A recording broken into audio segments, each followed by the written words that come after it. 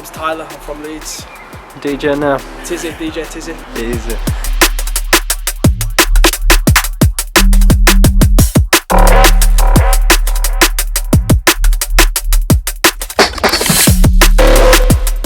What got you into drum and bass?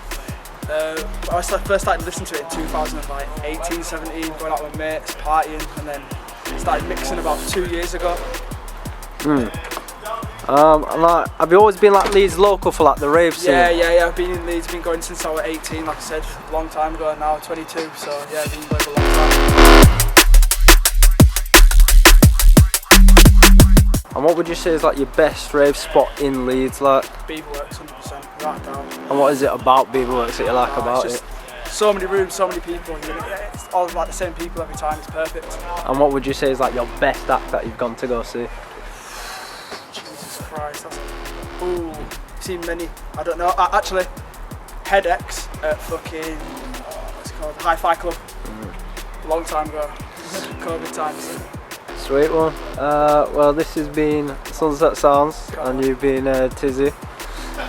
Big up for Tizzy, you know, come on.